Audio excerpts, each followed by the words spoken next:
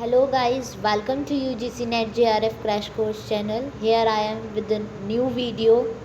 तो आज हम पढ़ने वाले हैं कम्युनिकेशन से रिलेटेड टॉपिक है। आज हमारा टॉपिक में है इंक्लूड है ऑब्जेक्टिव्स और effective communication, 7 C's of communication, 4 S of communication and effective classroom communication. So आज हम इन सब चीज़ों के बारे में पढ़ने वाले हैं। तो अगर आपको ये वीडियो थोड़ी भी हेल्पफुल लगती है तो मेरी वीडियो को लाइक कीजिए, अपने फ्रेंड्स के साथ शेयर कीजिए, और कोई भी क्वेरी है तो मुझे कमेंट बॉक्स में बता सकते हैं। और आप मुझे ये भी बताएं कि आपको ये वीडियो कैसी लगी, तो मुझे कमेंट करें और मेरे चैनल को सब्सक्राइब कर दें और नोटिफिकेशन बेल को प्रेस कर दें ताकि आप आने वाली वीडियोस के लिए अपडेट रहें। तो अगर आप इन वीडियोस के नोट्स भी बनाना चाहते हैं तो आप बना सकते हैं, और अगर आपको इन वीडियोस की PDF चाहिए तो आप मुझे कमेंट बॉक्स में बोल सकते हो, मैं इसकी PDF भी आपको प्रोवाइड करा दूँगी।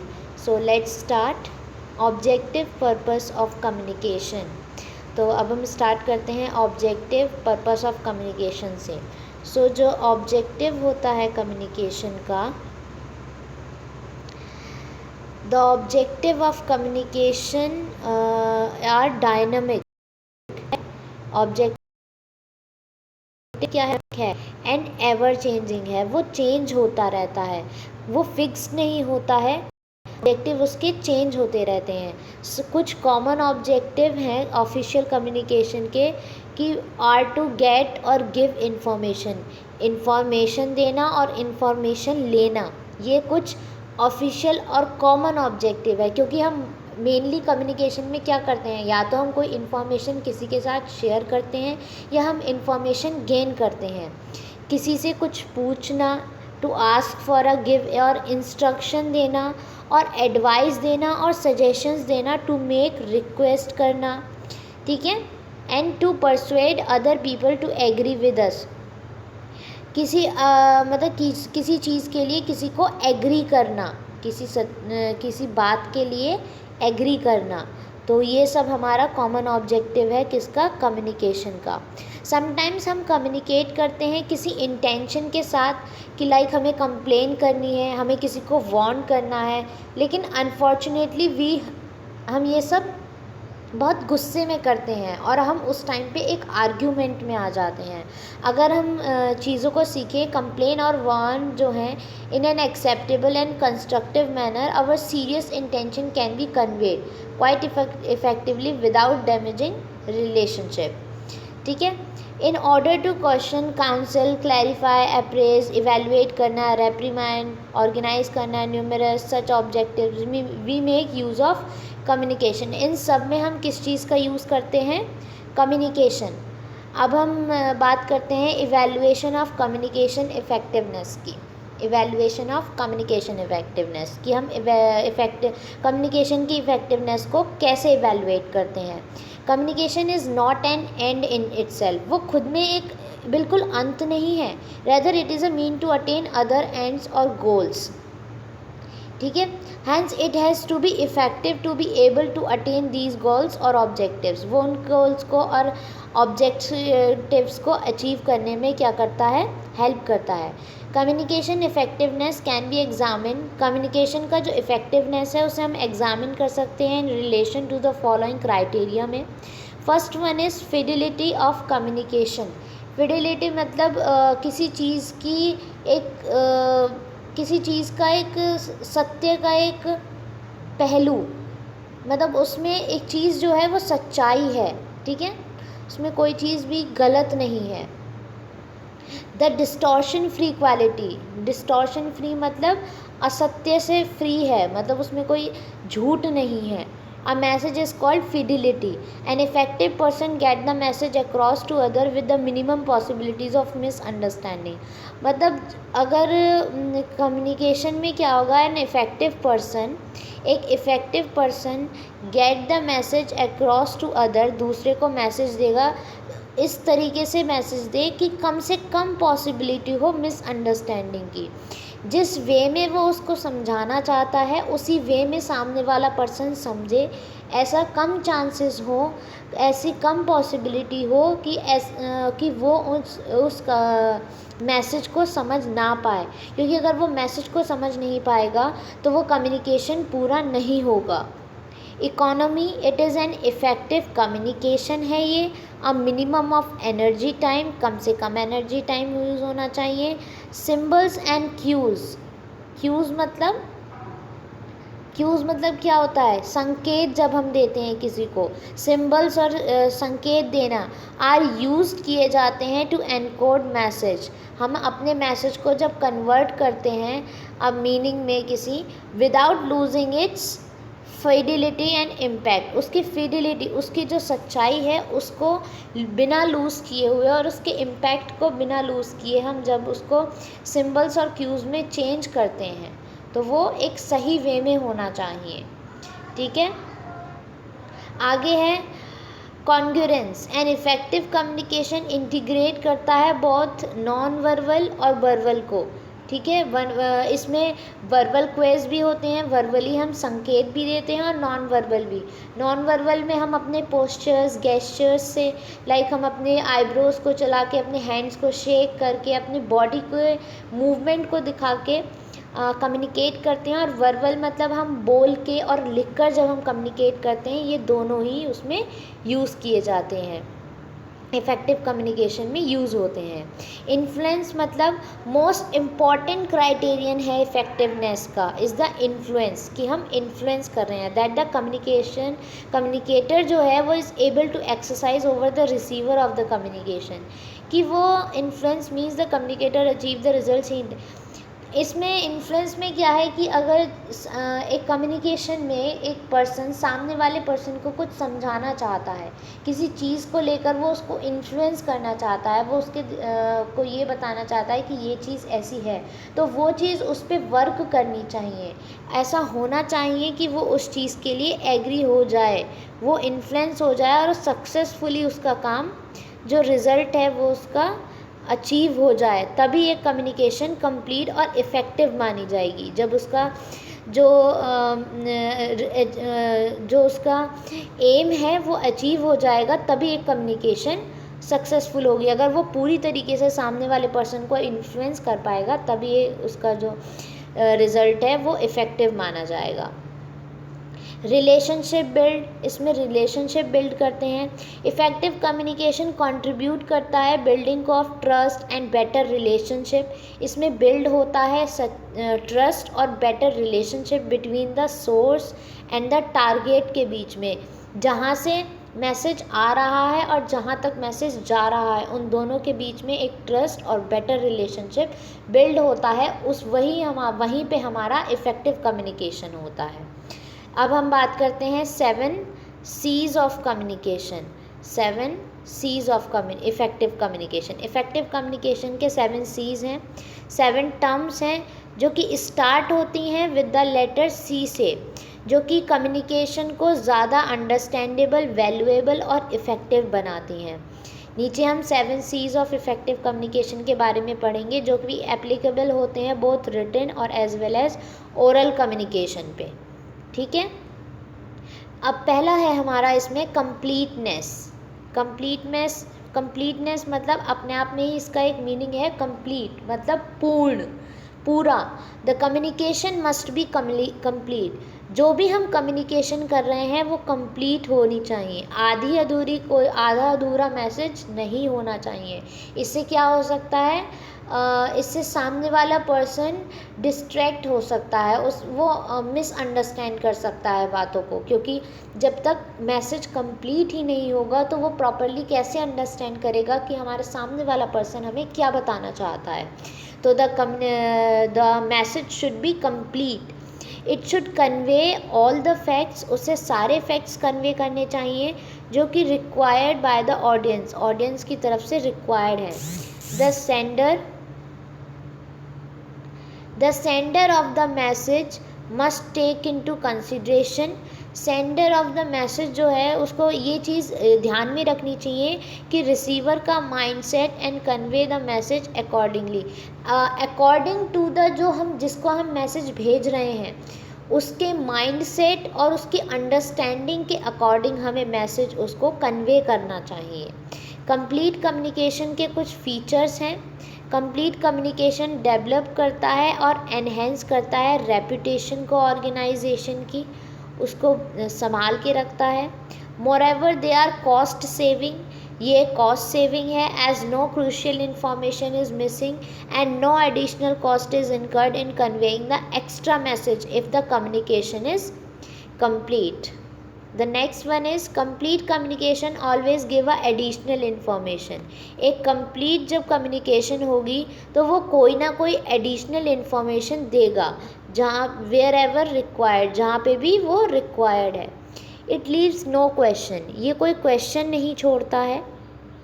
In the mind of the receiver, मतलब रिसीवर के माइंड में कोई क्वेश्चन नहीं रहेगा उस मैसेज से रिलेटेड, क्योंकि जब उसके पास पूरी कंप्लीट नॉलेज चली जाएगी, पूरा मैसेज चला जाएगा तो उसके पास कोई क्वेश्चन ही नहीं होगा पूछने के लिए। तो इसलिए जब हमें इफ़ेक्टिव कम्युनिकेशन करनी है तो हमारा जो मैसेज है वो पूरा कंप्लीट होना चाहिए, जिससे कि सामने वाला पर्सन उसको प्रॉपरली अंडरस्टैंड कर सके। Complete communication help in better decision making better decision making में हेल्प करता है बाय द ऑडियंस और रीडर्स और रिसीवर ऑफ द मैसेज से, जो उसको रिसीव करने वाला है वो डिसीजन अच्छे से ले सकता है। As they get all desired and crucial information, it persuades the audience, ये ऑडियंस को परसुएट करता है, मतलब कि उनको एक तरीके से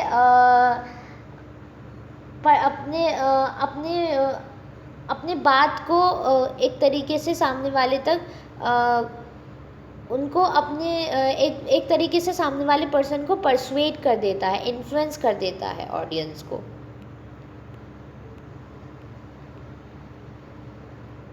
the next one is conciseness. Conciseness का मतलब है कि जो भी कम्युनिकेशन हो रही है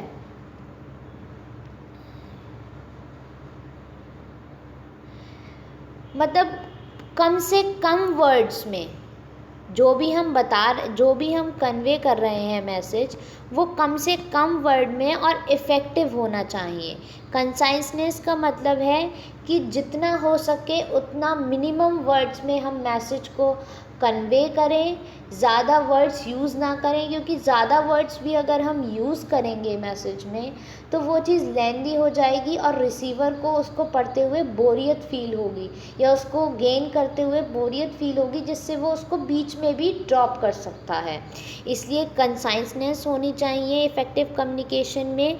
कंसाइसनेस means wordiness, communicating what you want to convey in least possible words, कम से कम वर्ड्स में होना चाहिए, without forgoing the other C of communication.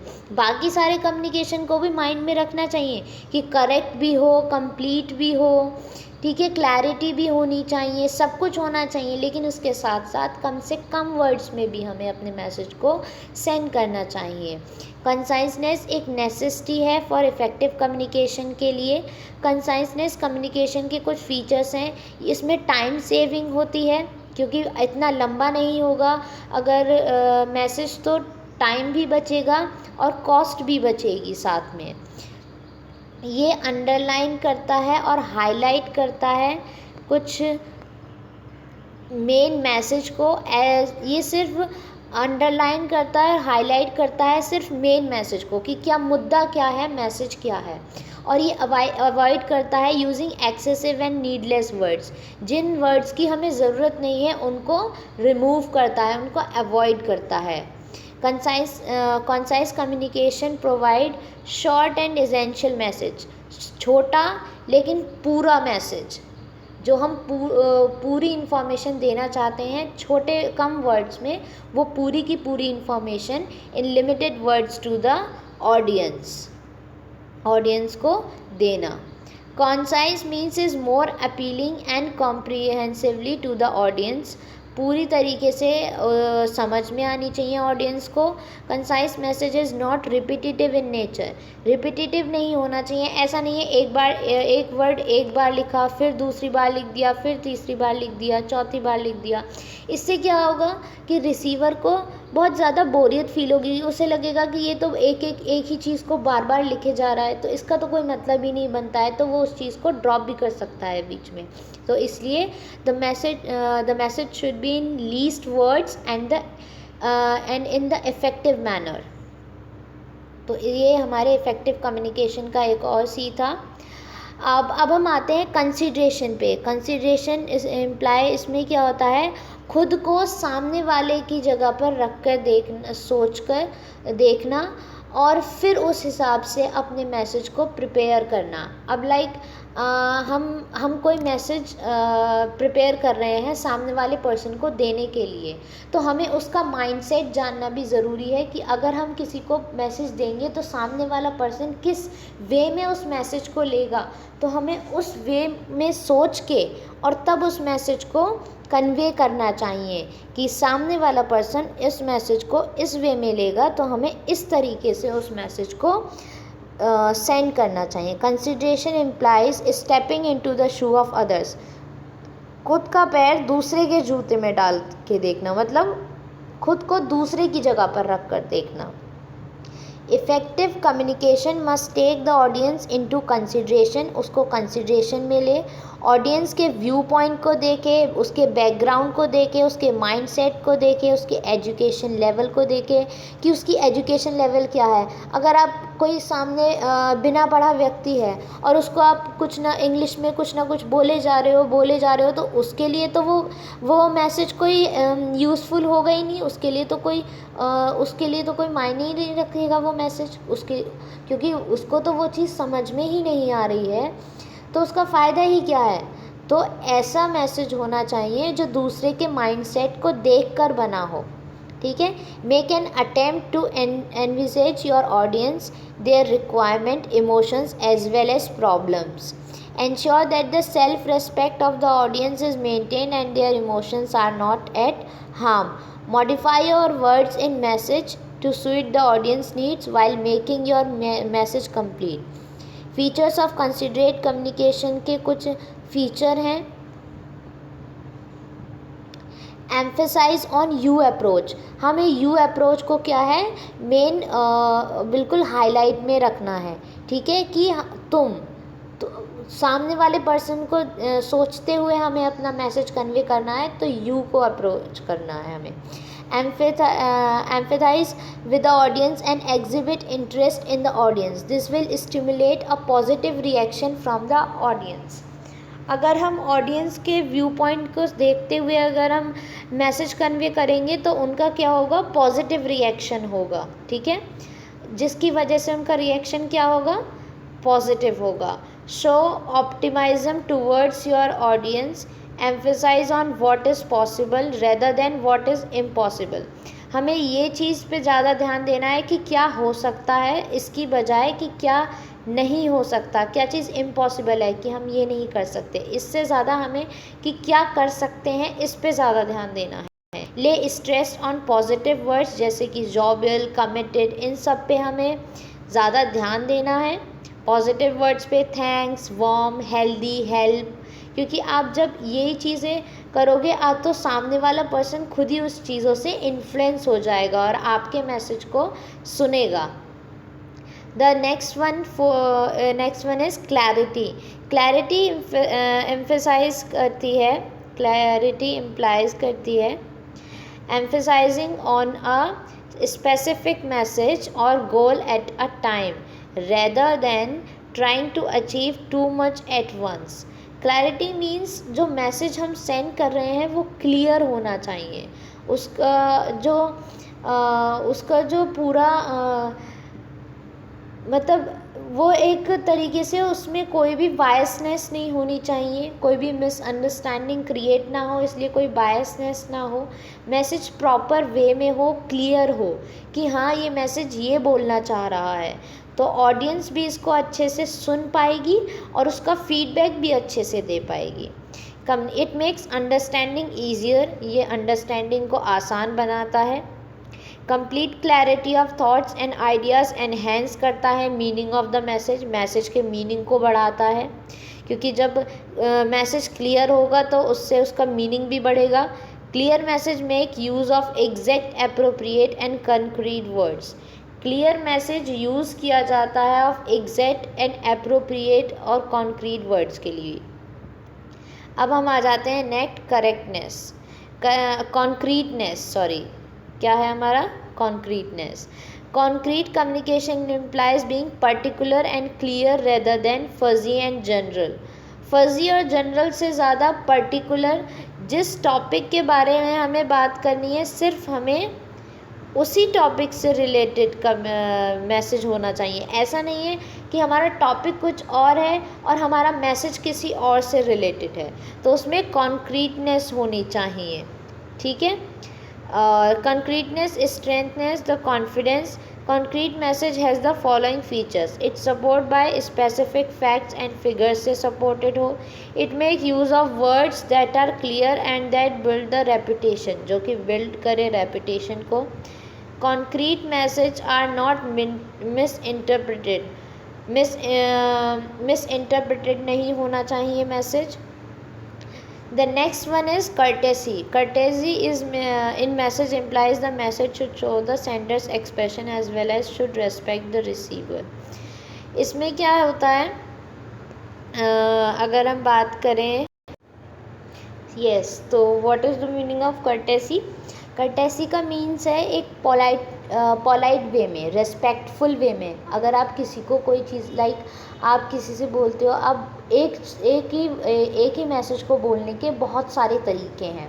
अगर आप किसी से कोई एक गिलास पानी मांगते हो तो आप बोलोगे कि चल पानी ला के दे, तो वो एक रूड बिहेवियर हुआ। अगर आप किसी से बोलोगे प्लीज़ क्या आप मुझे पानी दे सकते हो, तो वो भी एक अलग वे हुआ। तो आप चीज़ों को उस वे में बोलिए, ज़्यादा से ज़्यादा पोलाइट वे में बोलिए, ताकि मैसेज अच्छे से कन्वे हो, सामने वाला पर्सन सुन सके और फीडबैक भी उसका अच्छे से दे सके। तो message imply that message show the sender expression as well as should respect the receiver, receiver की रेस्पेक्ट भी होनी चाहिए। Sender of the message should be sincerely polite और जुडिशियस, रिफ्लेक्टिव और एंथुसियास्टिक होनी चाहिए, ठीक है।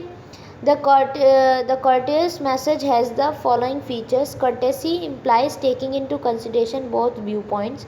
दोनों के viewpoints को consider करना चाहिए, as well as feelings of the receiver of message. जो मैसेज का रिसीवर है उसकी फीलिंग्स को देखते हुए मैसेज को कन्वे करना चाहिए। The courteous message is positive and focused at the audience. Positive होना चाहिए और ऑडियंस पे फोकस करने वाला होना चाहिए। It makes use of term showing respect for the receiver of the message. इसमें मैसेज को रिसीव करने वाले रिसीवर को रेस्पेक्ट शो करनी चाहिए। It is not at all bias, ये बायस बिल्कुल नहीं होना चाहिए, बायस फ्री होना चाहिए, कोई भी गलती ना हो, आपका खुद का अलग से कोई अपना सब्जेक्टिव पॉइंट ऑफ व्यू डाल के आप दूसरे को हर्ट करें, ऐसा कुछ भी ना हो उसमें। The next one is correctness. Correctness is in communication implies that there are no grammatical error communication. Communication में कोई ग्रामेटिकल एरर नहीं होना चाहिए, करेक्ट कम्युनिकेशन होना चाहिए। लाइक इसके कुछ फीचर्स हैं, अगर हम बात करें, द मैसेजेस एग्जैक्ट होना चाहिए, करेक्ट होना चाहिए और वेल टाइम्ड होना चाहिए, ठीक है। अगर कम्युनिकेशन करेक्ट होगा, अगर कम्युनिकेशन करेक्ट होगा तो it boosts up the confidence level. ये क्या करता है, बूस्ट करता है कॉन्फिडेंस लेवल को, ठीक है. The correct message has a greater impact on the audience, क्योंकि एक मैसेज जो हम मैसेज सेंड कर रहे हैं वो बहुत ही ग्रेटर इम्पैक्ट दिखाता है ऑडियंस पे और रीडर्स पे. ये it checks for the precision and accurateness of facts and figures use in the message. कोई उसमें कोई गलती ना हो, ग्रामेटिकल मिस्टेक ना हो, करेक्ट होना चाहिए मैसेज, ठीक है. It make use of appropriate and correct language, बिल्कुल अप्रोप्रिएट और करेक्ट लैंग्वेज का यूज़ होना चाहिए मैसेज में। Awareness of the 7 C's of communication makes you an effective communicator. अगर आपके पास 7 C's ऑफ कम्युनिकेशन की इंफॉर्मेशन है, आप जानते हो इन 7 C's के बारे में, तो आपकी जो कम्युनिकेशन है वो बहुत ही इफ़ेक्टिव होगी। आगे हम बढ़ते हैं 4S ऑफ कम्युनिकेशन। ये भी हमारे इफ़ेक्टिव कम्युनिकेशन में इंक्लूड है। 4 टर्म्स हैं इसमें 4 टर्म्स हैं जो कि स्टार्ट होती हैं लेटर S से और add to the value of the message in the communication. अब हम बात करते हैं इसमें, first one is shortness. Brevity in the soul of wit, it is said the same can be said about communication, कि brevity is the soul of wit, ये जैसे ये कहा गया है, ऐसे ही हम कम्युनिकेशन के बारे में कह सकते हैं कि वो बहुत ही शॉर्ट, जैसा हमने उसमें बात किया था 7 C's में, बहुत ही छोटा मैसेज होना चाहिए हमारा। ऐसा नहीं है कि बहुत लंबा चौड़ा मैसेज हो जिसमें बहुत सारे वर्ड्स रिपीटेडली यूज़ हो, तो उससे क्या होगा, रिसीवर बोर हो जाएगा उस मैसेज को पढ़ते हुए या उस मैसेज को रीड करते हुए, ठीक है। तो इस वजह से वो क्या करेगा, बीच में छोड़ भी सकता है या बोर होके वो उस मैसेज को छोड़ कहेगा कि नहीं अब मैं इसको नहीं सुन रहा, अब मैं इसको बाद में सुनूंगा। तो ऐसा नहीं होना चाहिए, आपका कम से कम वर्ड्स में मैसेज होना चाहिए और क्लियर होना चाहिए, पूरा सब कुछ इन्वॉल्व होना चाहिए, उसमें क्लैरिटी होनी चाहिए। ये टॉपिक कहता है कि वो शॉर्ट होना चाहिए message. If the message can be made brief and verbosity did away with, then the transmission and comprehension of message are going to be faster and more effective। ये चीज़ों को फास्ट करता है और इफ़ेक्टिव बनाता है। flooding message with the high sounding words do not create an impact। बहुत सारे मैसेज हैं अगर एक साथ, तो वो चीज़ ज़्यादा इम्पैक्ट नहीं डालते हैं, ठीक है। Many people harbor a misconception that they can actually impress the receiver if they carry on their experience travels।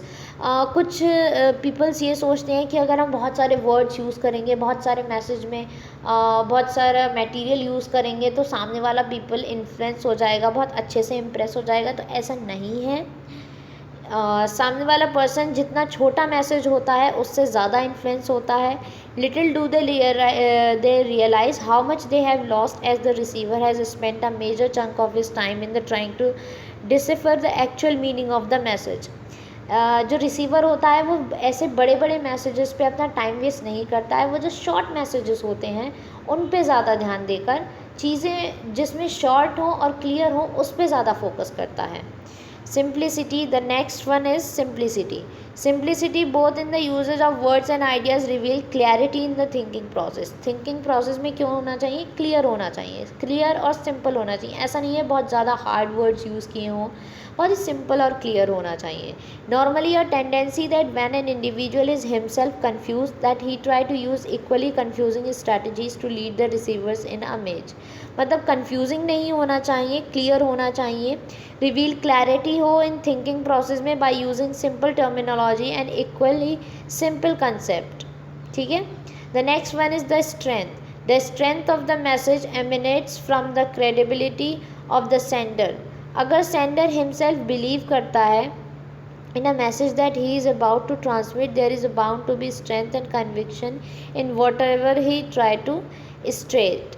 Strength होना चाहिए, एक दम होना चाहिए उसके, एक जो मैसेज है उसमें ऐसा नहीं है कि सामने वाला पर्सन समझे कि ये क्या है, ये तो कोई मैसेज ही नहीं है, इसमें तो कुछ बात ही नहीं है, कोई मीनिंगलेस है ये तो मैसेज। तो ऐसा नहीं है, मीनिंगफुल होना चाहिए। हल्फर्ड इस half-hearted statement or utterances that the sender himself does not believe in at the touch of fleshhood to the entire। The next one is the sincerity।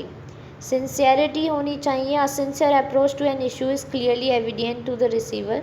अगर सेंडर जेन्युइन होना चाहिए, it will be reflect the in the manner in which the he communicate. वो उसके जो हाव भाव हैं वो reflect करते हैं कम्युनिकेट करते वक्त, तो उसे क्या होना चाहिए, जेन्युइन होना चाहिए। सपोज अगर small element of deceit involve in the interaction और on the part of the centre, तो अगर receiver is can to observant he would be able to sense the make believe situation and business transaction even if going full swing would not materialise. अगर आगे हम बात करते हैं effective classroom communication की, तो क्लासरूम कम्युनिकेशन इज़ वर्बल होना भी होता है और नॉन वर्बल भी होता है, and is use by both the teacher भी यूज़ करते हैं एंड द लर्नर भी यूज़ करते हैं to ensure that a conductive environment is creative, ठीक है, विच सपोर्ट करता है लर्निंग को और understanding of the subject matter. Teacher और learner use it to communicate ideas, feelings, attitudes and values. Functions क्या होते हैं क्लासरूम कम्युनिकेशन के, अंडरस्टैंडिंग एंड इंसाइट, क्या होते हैं, understanding and insight. Teachers and learner need to understand themself and each other, teacher और learner को understand करना चाहिए चीज़ों को और एक दूसरे को, ठीक है। Using communication to ask question that foster reflection is useful in promoting understanding. Teacher use their understanding of learner to deliver content in way that meet individual needs, ठीक है। उसके बाद है persuasion and influence. Whole process of teaching and learning का is one of trying to influence करना होता है। पूरा प्रोसेस में क्या इन्वॉल्वमेंट होती है कि टीचर अपने लर्नर्स को इन्फ्लुएंस करना चाहता है अपनी बातों से, जो वो टीच कर रहा है उन चीज़ों को इन्फ्लुएंस करके उन्हें लर्न कराना चाहता है। Teacher try to persuade learner and every teacher will influence their learner whether they like it, चाहे उन्हें पसंद हो या ना हो। The important question then becomes, ये इम्पॉर्टेंट क्वेश्चन ये आता है कि व्हाट डू यू से और do in your class in order to create a positive influence. जो भी आप क्लास में बोलते हैं या करते हैं वो एक पॉजिटिव इन्फ्लुएंस जाना चाहिए। Persuasion can take a form और direct words use intentionally to get a learner to do work, answer a question, change behaviour and so forth. The next one is the promoting learning skills. Learners develop करें learning skills को जब teacher allow करता है to speak more, जब वो जब वो कहेगा कि आप ज़्यादा से ज़्यादा बोलिए, चीज़ों को कम्युनिकेट कीजिए, सारे बच्चों के सामने अपने व्यूज़ को रखिए, तो लर्नर क्या होगा, अपनी स्किल्स को डेवलप करेगा, रीड करेगा टेक्स्ट को एंड डिस्कस करेगा इन ग्रुप में एज वेल एज पार्टिसिपेट करेगा राइटिंग टास्क में, एंड जो कि इन्वॉल्व होंगे समराइजिंग की ideas from what the teacher says और from the reading. Effective communication एक स्ट्रॉन्ग है enabling factor for learning, so the teacher should promote the communication skill of learner. The next one is initiate and maintain relationship. Every learner को feel करना चाहिए valued and respected by the teacher and the other learner. You can आप imagine कर सकते हो classroom where जहाँ पे कि पॉजिटिव ह्यूमन कनेक्ट करते हैं was absent, learning would not occur, learning हो ही नहीं रही है, तो कम्युनिकेशन इस केस में क्या होगा, मिनिमाइज होगा। अगर वहाँ पे लर्निंग ही नहीं हो रही है तो वहाँ पे कम्युनिकेशन कम से कम होगा। नीड फॉर जो कंपटीशन है और focus on care and supports others, इन सब चीज़ों को क्या करेगा, वो सपोर्ट करेगा। तो ज़्यादा इनिशिएट मेंटेन मतलब रिलेशनशिप मेंटेन करके रखना चाहिए कम्युनिकेशन करते टाइम हमें क्लास में। दो की रोल हैं क्लासरूम कम्युनिकेशन के, two main roles in the classroom communication, classroom instruction है और क्लासरूम मैनेजमेंट। कैसे क्लासरूम में इंस्ट्रक्शन देते हैं और क्लासरूम को मैनेज करते हैं। एक्सप्लेन करें अगर is a major form of communication in the classroom and it is combined with giving example, asking question as well as responding. जब हम उसमें रिस्पॉन्ड करते हैं to the student answer. Importance of the preparation and lesson planning, which have already been emphasized in the chapter on teaching document. Teaching document cannot the overemphasize. Okay, so the structuring the content in small clear steps and moving from known to unknown, जो structure होना चाहिए content का वो small होना चाहिए, clear steps में होना चाहिए और वो मूव हो जो चीज़ें पता हैं उससे जो चीज़ें नहीं पता हैं उस तक, वो बहुत यूज़फुल होती हैं लर्नर्स के लिए। कम्युनिकेट ऑलवेज़, हमें कम्युनिकेट करना चाहिए ऐसे मैनर में जो कि जिससे कि हमारा गोल जो है टीचिंग का वो हमें पता, गोल हमारे टीचिंग का वो अचीव हो सके। ठीक है, from simple like simple to complex, हम चीज़ों को सिंपल वे से कॉम्प्लेक्स वे तक समझें। Effective communication require use of a multi sensory approach that target as many sense as possible. The next one is communication and classroom management. Communication management or control is used by a teacher to ensure that conditions that promote effective and efficient learning are available, whether you like or not.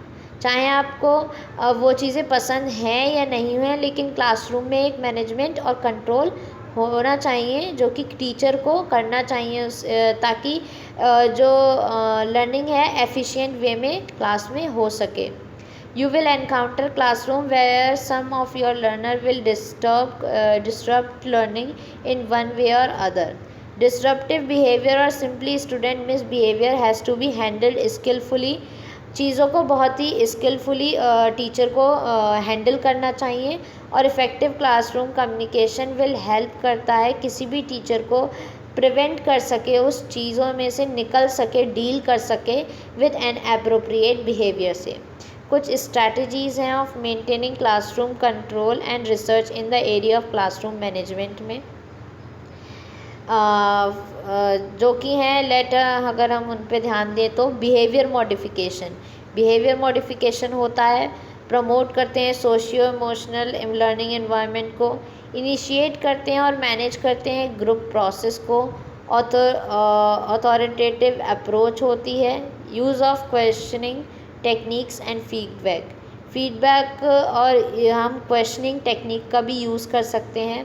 Quality जो है questions की ask determine a teacher's level success with the lesson के according होने चाहिए questions. Quality questions promote deep learning as learners apply reasoning, मतलब questions ऐसे होने चाहिए ताकि लर्नर्स की लर्निंग के बारे में पता चल सके कि वो कितना लर्न कर चुके हैं, कितने फैक्ट्स की नॉलेज है उन्हें उस सब्जेक्ट से रिलेटेड। एक तो ओपन एंडेड होता है, एक क्लोज टाइप होता है। Close question fall at the bottom of the hierarchy knowledge, fall करता है कहाँ पे, बॉटम पे, एंड डील करता है more with the recall of facts, जब हम बहुत सारे फैक्ट्स को रिकॉल करते हैं, मतलब जो चीज़ें हमें पहले से पता हैं उनको याद करते हैं। एन इफेक्टिव टीचर यूज़ करता है ऐसे क्वेश्चंस को स्पेरिंगली एंड शो करता है greater interest in high order open ended questions. High order questions challenge करते हैं स्टूडेंट्स को थिंक क्रिटिकली एंड क्रिएटिवली, ताकि वो चीज़ों को क्रिटिकली और क्रिएटिवली थिंक कर सकें। How a teacher responds to student answer require skillful communication in providing feedback. You should encourage learner to talk by responding positively to failure. Ask them to clarify, respond in ways that fire their curiosity and work with them to look for an answer. So prove their answer and guide them towards alternative point of view. Feedback should be given both verbally and non verbally, feedback को देना चाहिए verbally भी और non verbally भी, and also directly and indirectly. Indirect feedback is given to the student in a manner that may not use the learner name and as the teacher direct it to the whole class. You say, I can see a good number of you have taken the advice I gave last time. I am pleased with the way some of you are working on this problem. इन तरीके से आप क्या कर सकते हो, direct कर सकते हो। You have the right resource on the table. Some of you are now asking really good question. आप लोगों ने बहुत अच्छे क्वेश्चन पूछे।